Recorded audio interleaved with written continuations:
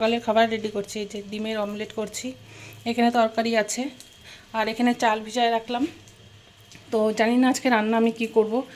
তো আর চা করব আর লুচি করব, কারণ কি আজকে এই ঘরটাকে একটু পরিষ্কার করব।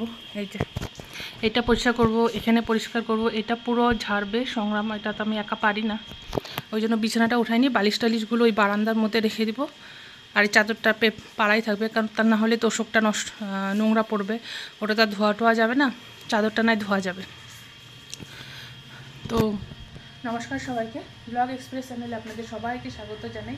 আজকে রবিবার, সাধারণত রবিবার আমি ব্লগ করি না, তো যেহেতু টুকটাক কাজ করব ওই জন্য একটু ব্লগ করব। আর রান্না কি করব জানি না, বললামই ভাতটা তো করতে হবে, আর মাছ টাছ ভাজা হলে পরে হবে, দেখা যাক, যদি যা করি যা খাই অবশ্যই বলবো। আগে এটা পরিষ্কার করে নিই, তারপরে দেখা যাবে কী করবে। আর আমি এই যে এগুলো ঢাকনা ফাকনাগুলো আগেই ধুয়ে রাখছি। টিভিটা সবথেকে বড় মানে মানে অসুবিধা, কারণ কি টিভির মধ্যে এক গাদা তার আছে, ওগুলোকে করতে হবে। আর এদিকে ডিমটা হয়ে গেছে, ডিমটা হয়ে গেলে আমি তরকারিটা গরম করতে দিব, আর ও আসলে পরে তখন আমি লুচিটা করে দেবো। এই যে উপরের তাকটা পরিষ্কার করা হয়েছে, কিন্তু গোছানোটা ঠিক হয়নি, কিছু করার নেই, কাউকে তো বলা যাবে না, যতটা পারা যায় করা যায়। আমি তো নিজে পারি না, ওই জন্য যেরকম করে করে দেবে সেটাকেই মানতে হবে, কিছু করার নেই। আর এই পাশটা আমি এখন পরিষ্কার করব। এই যে টিভিটা, এটা সব থেকে ঝামেলা, এই দুটোর থেকেও ঝামেলা হচ্ছে এই টিভিটা। আর এইদিকে রান্নাঘর একদম পরিষ্কার, ভাত করে রাখছি, দেখা যাক মাছ ভাজা টাজা করে নেব যদি। আর এই যে ঘরটা একটু মেসি হয়েছে, আমি একবার ঝাড় দিয়ে নিচ্ছি, বিছনার চাদরটা ঝেড়ে দিচ্ছি, কিন্তু আমি এটা চেঞ্জ করব, এখনই চেঞ্জ করব না, আগে সব গুছাইনি, ওই জন্যই চেঞ্জ পারিনি। আর এই যে বাটিটা একটা দেখাই, এটা হচ্ছে ডুগলুর বাটি, এই যে সেরেলাকের বাটি, আমি একটা নিয়ে আসছি, আমার খুব ভালো লাগছে বলে যেটা নিয়ে আসছি।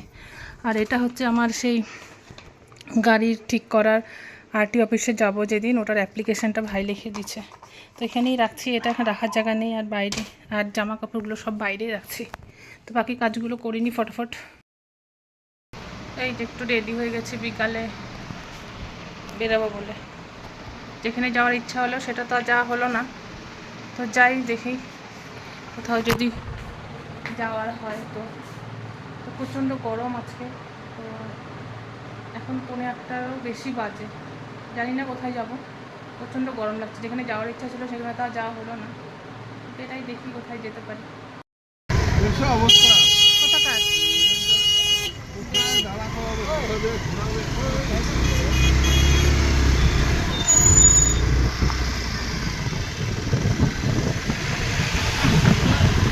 এই জায়গাটা তো চেনা চেনা মনেই হচ্ছে অনেকেরই। তো এটা হচ্ছে চাম্পাশড়ি রাস্তাটা, এই রোডটা দিয়ে আমরা যাচ্ছি। কিছুদিন আগে যে বৃষ্টি হলো কন্টিনিউ, এখানে কিন্তু পুরো জল জমে গেছিলো, জল বেরোনোর রাস্তা ছিল না, প্রায় অনেক কষ্ট হয়েছে অনেকে যারা রেগুলার আপ ডাউন করে। তো জানি না এই ব্রিজটা, ফ্লাইওভারটা কবে হবে, হয়ে গেলে সুবিধাই হবে, কিন্তু যতদিন না হচ্ছে খুবই সমস্যা, মানে অনেক ধুলো হয় এখানে। তো যাই হোক, আমরা কবে হবে এটা কমপ্লিট দেখা যাক, হয়ে গেলে তো সুবিধাই হবে, যতদিন না হয় একটু অসুবিধা তো হবেই, সেটা কিছু করার নেই। একটা জিনিস ভালো পেতে হলে কিছুদিন তো ওয়েট করতেই হবে। তো যাই হোক, আমরা দুজনে মিলে বেরিয়ে পড়ছি। আর দুপুরে বললাম রান্নাবান্না তো কিছু করিনি, তো মা চিকেন দিয়েছিল আর একটা বড়া দিয়েছিল, আর আমি বাড়িতে মাছ ভাজা করে নিয়েছি, ওটা দিয়েই দুপুরে খাওয়া হয়ে গেছে। তো দুপুরে খাওয়া দাওয়া করে ড্রেস নিয়ে বেরিয়ে পড়লাম। এইটা হচ্ছে সিটি সেন্টার, আমরা আগেও একবার সিটি সেন্টারে আসছি 2বার মতন।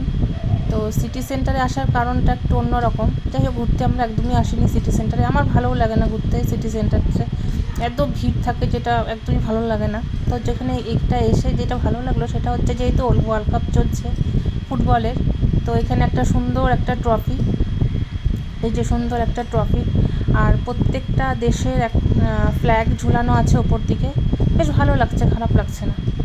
তো যেই জন্য আসা সিটি সেন্টারে, সংগ্রাম একটা ঘড়ি কিনছিল ম্যাপেল থেকে সিটি সেন্টারে, এই নিয়ে আমরা 4বার আসলাম একটা ঘড়ি নিয়ে, ঘড়িটার বয়স 1 বছরও হয়নি। তো যাই হোক, 4বার আসার পরেও ঘড়িটা ঠিক হয়নি, লাস্ট পর্যন্ত ওনারা বললো এক্সচেঞ্জ করে দেবে। ও যে ঘড়িটা যেই দাম দিয়ে কিনছিল সেই টাকার মধ্যে কয়েকটা অপশান দিবে বলছে, সেখান থেকে নিতে হবে। তাই জন্য আপনারা যদি নিতে চান তো একটু দেখে শুনেই নেবেন, কারণ এই নিয়ে 4বার হলো একটা ঘড়ি নিয়ে আসা, কিন্তু কম কথা না, 1 বছরও যেই ঘড়িটার হয়নি বয়স।